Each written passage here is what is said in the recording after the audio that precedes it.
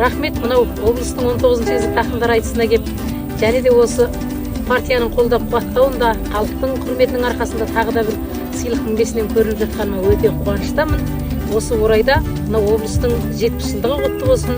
Облыстың 70 жылдық қарсаңында отбасымызбен кеп қуанып жатқан жайымыз бар.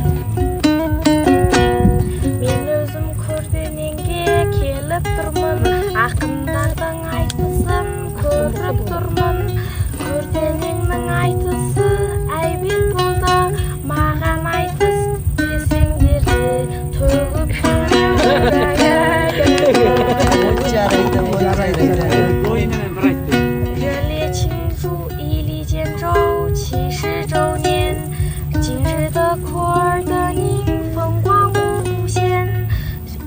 不仅有大好山河